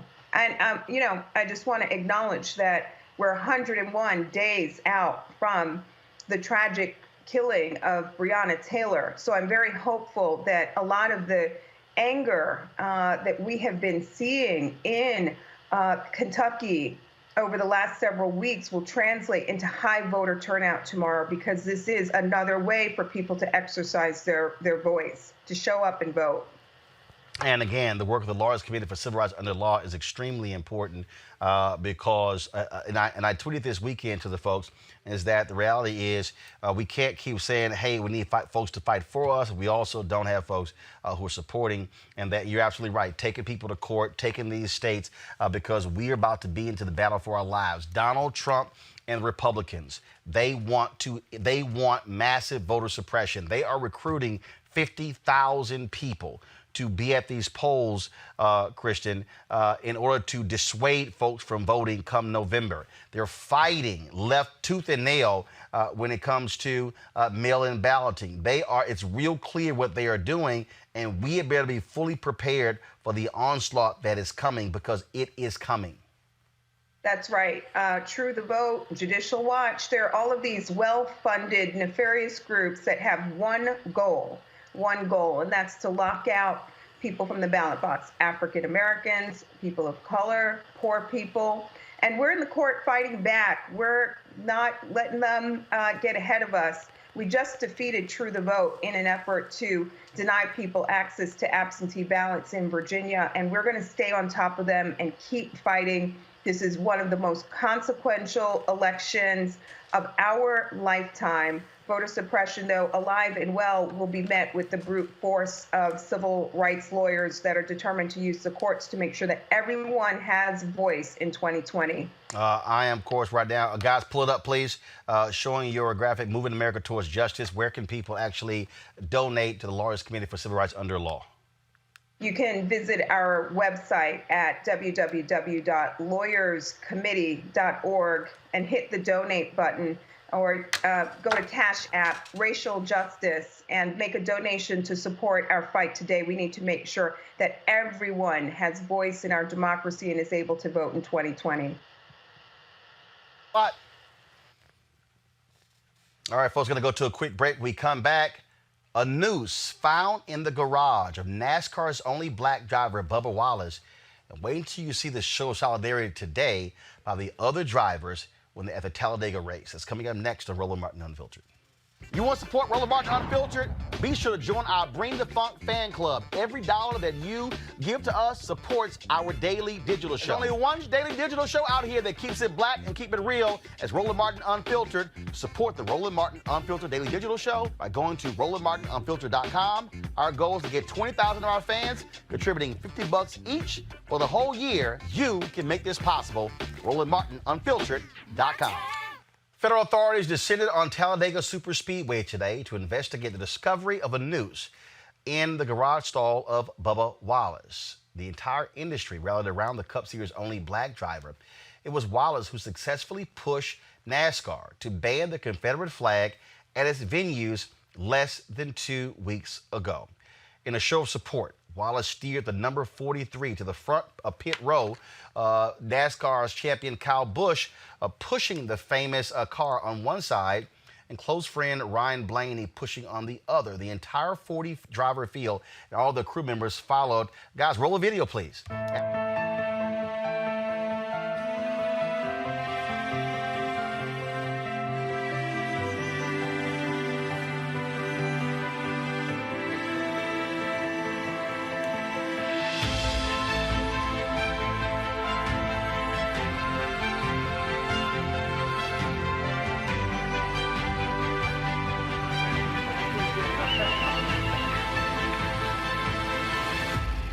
NASCAR issued a statement saying the presence of the Confederate flag at NASCAR events runs contrary to our commitment to providing a welcoming and inclusive environment to all fans, our competitors, and our industry. Bringing people together around a love for racing and the community that it creates is what makes our fans and sports special.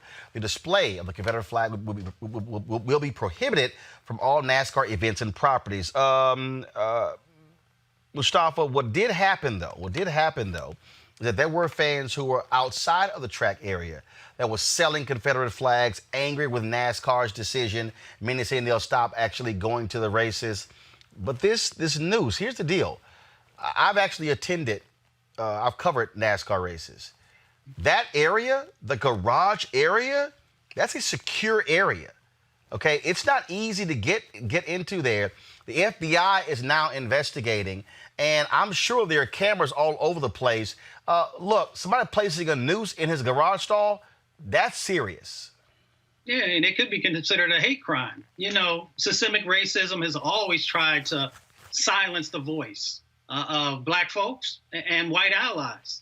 And, you know, I talked about that earlier today, and this is just another example. When men and women of good conscience stand up, you know, there are always going to be consequences. There are going to be those folks who are going to want to push back against that. So it was great to see, you know, all those different folks coming together. It's great to also see NASCAR doing the right thing and standing up and saying, you know, these old symbols of hate, of slavery, of trauma, they have no place in 21st century America. Let's go to Avis. Avis, again, what you're dealing with systems. And look, NASCAR, let's be real clear. I mean, I get the change, but NASCAR encouraged the Confederate flag. It encouraged, this was a Southern sport. That's their core base. And they encouraged this for all these years. It's not going to change overnight. No, it's not going to change overnight. And, you know, this particular event which was, I would say, a threat. It was a threat against his life. I believe it was meant to intimidate. And his safety was compromised if somebody was able to get into that private area. People will fight to maintain these symbols of racism. Racists will fight to maintain symbols of racism. But I certainly, you know, feel hopeful and happy to see that level of solidarity that we're seeing on the screen right now. And to tell you the truth, I was shocked when NASCAR went ahead and made that decision as quickly as it did.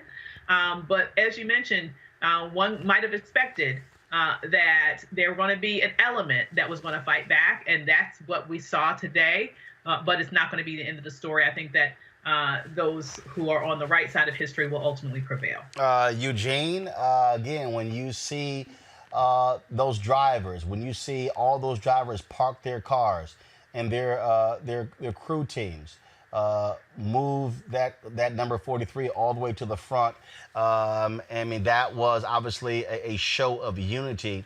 But the reality is that doesn't change how people feel. NASCAR has to do a hell of a lot more when it comes to reaching out to their Southern core base, people who love the Confederate flag and, frankly, who have no problem celebrating those white domestic terrorists.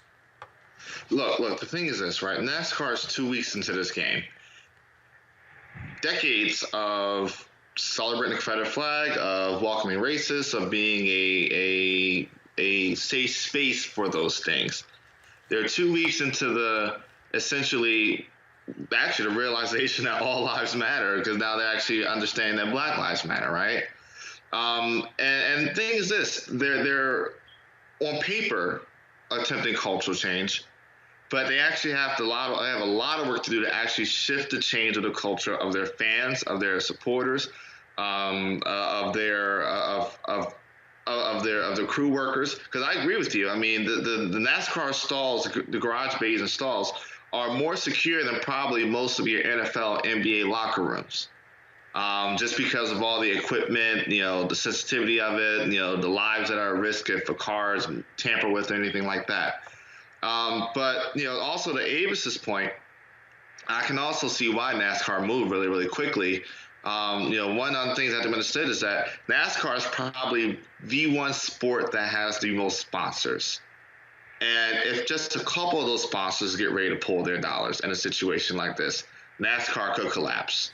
Oh, that's what it boils down to. Money talks. Simple as that. Yeah. This is the statement that NASCAR put out regarding the noose. Late Sunday afternoon, NASCAR was made aware that a noose was found in the garage stall of the 43 team. We are angry and outraged and cannot state strongly enough how seriously we take this heinous act. We have launched an immediate investigation and will do everything we can to identify the persons responsible and eliminate them from the sport. As we have stated unequivocally, there is no place for racism in NASCAR, and this act only strengthens our resolve to make the sport open and welcoming to all.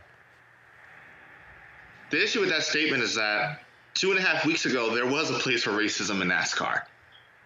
And so, you know, while it's great that in this moment that they're taking an abrupt stance and that they're putting their foot down, what's going to have to happen is they got to deal with the culture of their fans. And look, one of the conversations that myself and some of my folk have been having, there probably needs to be a blackout at one of the upcoming NASCAR races and support of Bubba. There probably needs to be a couple thousand black folk that show up and say, listen, you know, we're not going to take this shit. But, you know, NASCAR, you know, they're 2.5 weeks into this, but, you know, you can't put out a statement like that as if 2.5 weeks ago you wouldn't have very well welcomed, you know, a bunch of trailers and a bunch of campsites, you know, tossing around the Confederate flag or effigies of Barack Obama or you know, the Trump flag with the combo, the Confederate flag. So you know, while the statement's cool and the show unity is even better, what's best is probably NASCAR actually doing the real work to change the culture of their fan, the culture of their sport, and the culture of the environment that they create. But you also have right now where you have athletes who can make a big difference. Tavion Land, he was a quarterback for Liberty University. Jerry Falwell Sr. created that university. His son now runs it. This is what Tavion posted today on social media. Go to my iPad, please. My short time spent with the athletic department and most professors at Liberty University was much appreciated, as it helped me improve my skills, gain new experiences, and meet a diverse group of friends. Unfortunately, due to the racial insensitivity displayed by leadership at Liberty University, I have decided to enter my name into the transfer portal and no longer be a student athlete at Liberty University. I pray that I am able to be provided with an opportunity at a new school that respects my culture and provides a comfortable environment. Bless it. Hashtag BLM Tavion. That is significant, Mustafa, because we see the players at Oklahoma State who went after Mike Gundy. We're seeing what happened to the football players at Iowa State, the black players at Iowa State. The strength and conditioning coach has been fired. We're seeing this at other places where you had down at the University of Alabama, their gymnastics team. We're seeing this in other places. We are seeing these young athletes not afraid of losing scholarships, not afraid of head coaches. They are standing up to racism and bigotry, and this is huge. If more of them do that, if more of them leave these schools, if more of them tell these Division I schools like Clemson, if you don't take these buildings down named after these racists like John Calhoun, we ain't coming. I'm telling you right now, them white folks at Clemson and Alabama and Auburn and Texas A&M and all these universities, they are going to do what they say because they cannot have big-time football without black ball players. Exactly. And that's how you change the system, is by putting that leverage on them, because they know that's going to affect the ticket sales and that's going to affect the overall revenue.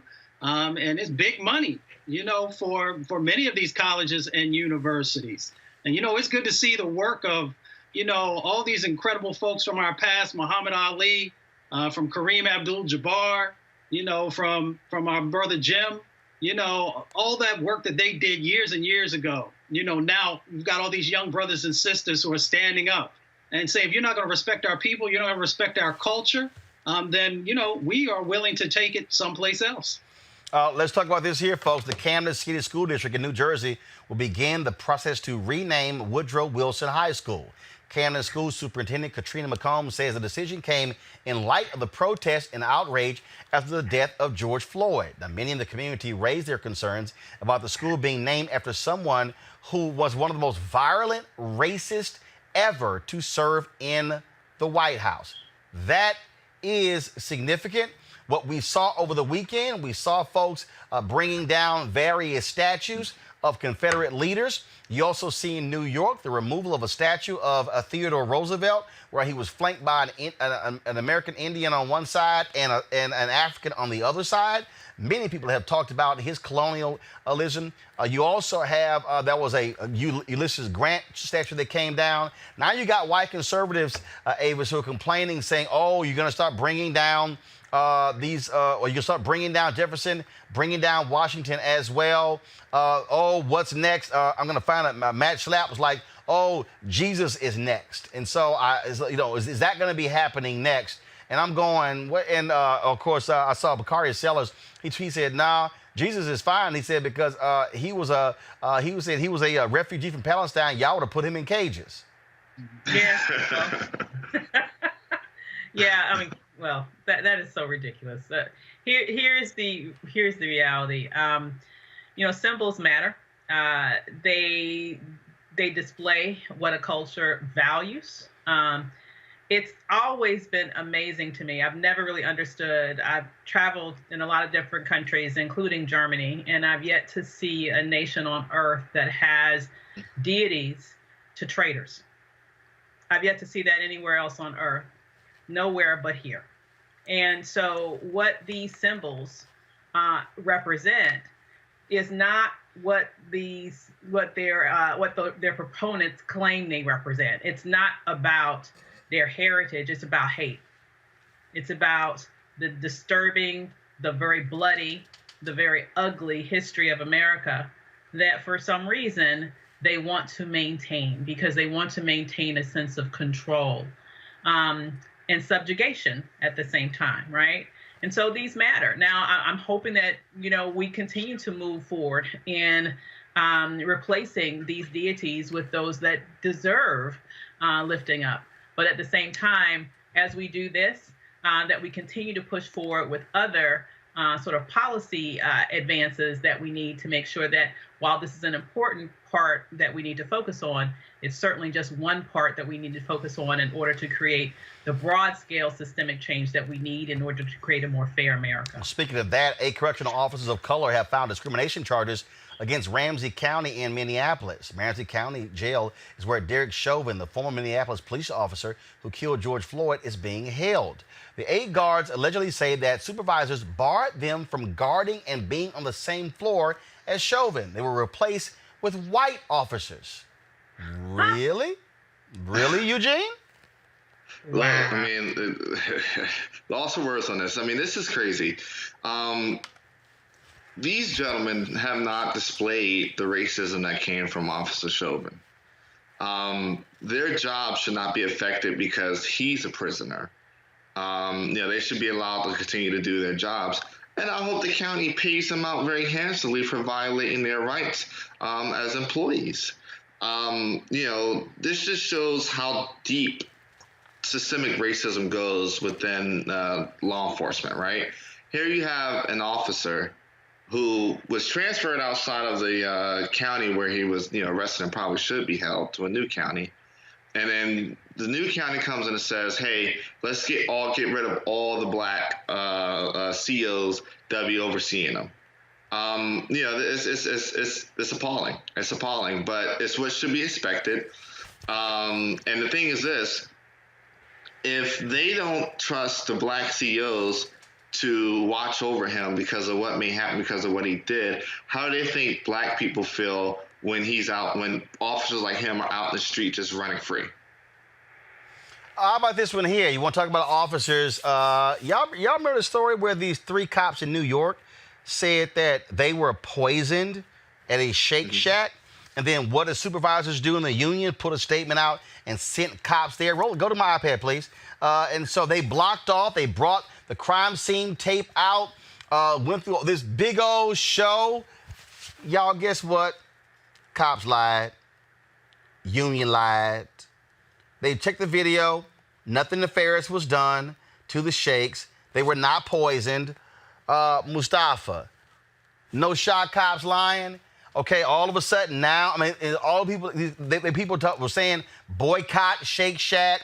They poison the blue.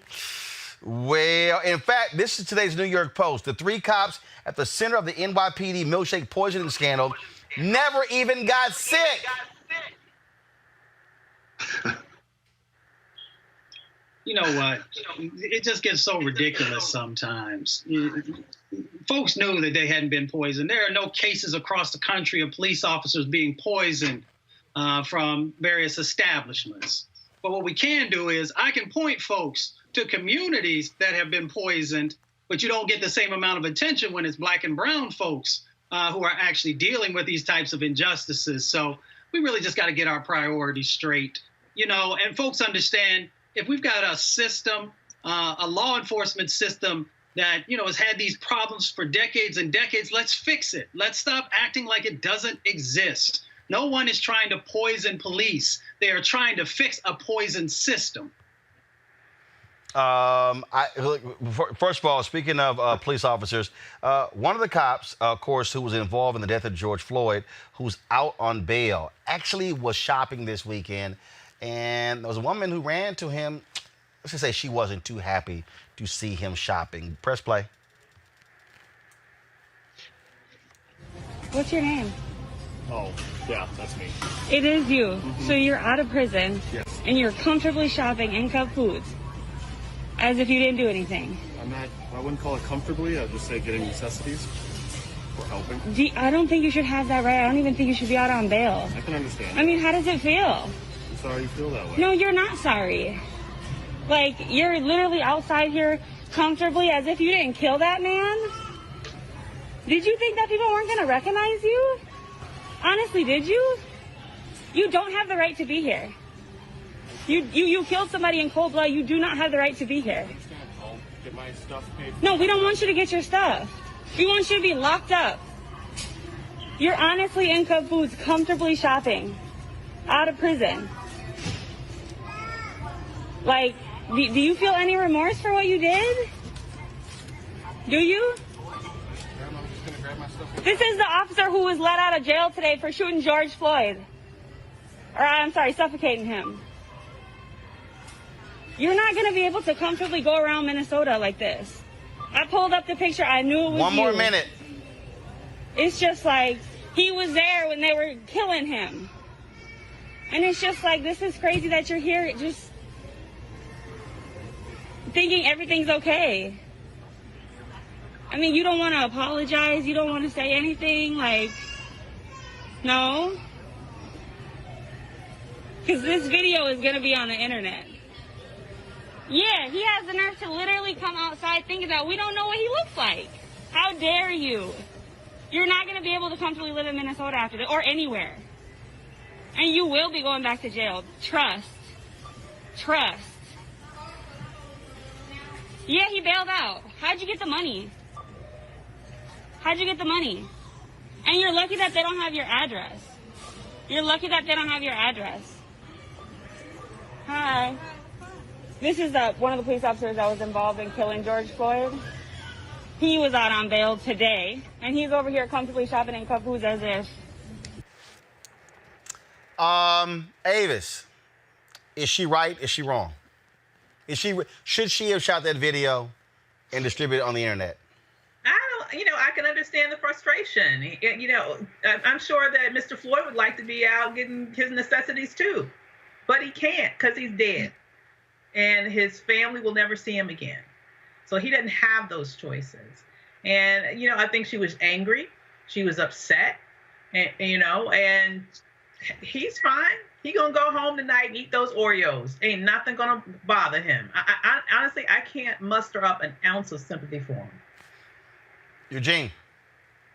Look, if we're going to push for a fair justice system, part of that fair justice system is that we all play by the same rules. He was able to bond out. I would like to find out how he came up with whatever is required for the $1 million bond. I think most of folk will have a hard time coming up with either the 10% or the value for $1 million bond. But I think it's fine for her to shoot that video. I think at this point, he's a public figure or was a public servant. So either way, she's in the clear. And look, it should be uncomfortable for him. If he wanted comfortability, he should, protect and serve, and that protect life part of that protect and serve. So, I'm 100% okay with it. Mustafa. $100,000 to be able to get out of jail. And I was sitting here thinking about the tens of thousands of black and brown men, probably more than that, hundreds of thousands, who haven't been able to raise the funds, so they had to sit in jail, sometimes when they weren't even guilty. So, when we think about it in that context, it becomes even more egregious. All right, folks. I certainly appreciate it. Thank you so very much, Mustafa, Avis, and Eugene for being on the panel today. Folks, don't forget, if you want to join our Bring the Funk fan club, please go to RolandMartinUnfiltered.com. Our goal is to get 20,000 of you to support what we do. If you're watching us on YouTube right now, nearly 6,000 of you are. You can give right there on YouTube. So all you got to do, you can just simply go to Cash App, $RM Unfiltered, PayPal.me/R Martin Unfiltered, Venmo.com/RM Unfiltered. You can also, of course, send us a check to New Vision Media, Inc., 1625 K Street Northwest, Suite 400, Washington, D.C., 2006, 20006. Also, a lot of y'all been asking about, of course, getting some of the product for the show. Go to my iPad. If you go to teespring.com, actually go to RolandMartinUnfiltered.com. We have the link there. You can actually get some of the product for the show. You see it all right here. Is Eugene gone?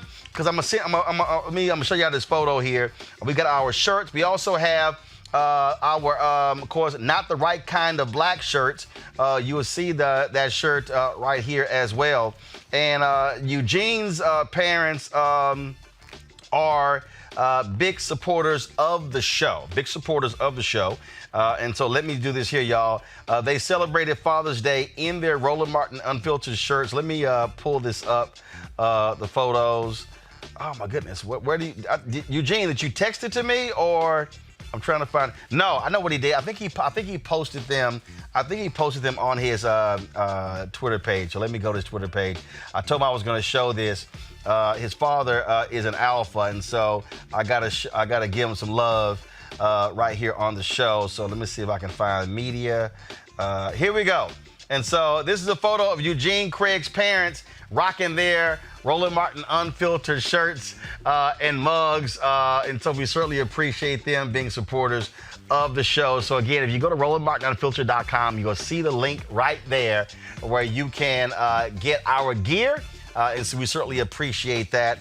And so you know what we do. Our goal, very simple here, is, folks, to give you the kind of news and information you're not finding anywhere else. And so RolandMartinUnfiltered.com. Again, if we can get 1,200 more, actually 1,800 more people, we hit 10,000 of our fans who are members of our fan club. That's hugely important because, again, y'all, we understand what's happening out here. Look, mainstream media not gonna cover our stuff. Yeah, they talking about George Floyd right now. Don't you just love all the black panelists you see in all the mainstream? Y'all know that ain't how they roll, but we do that every single day here, bringing you some of the best experts, grassroots activists, civil rights organizations who are doing the work, and so we certainly appreciate it. All right, folks, tomorrow I'm gonna have a brother from LA who posted something on Facebook seeking black editors, black video editors. But the white folks lost their mind and called him racist. We're going to have him on the show tomorrow right here in Roland Martin Unfiltered. All right, I'm going to see y'all tomorrow. Houston, stay strong. Y'all know I love my hometown.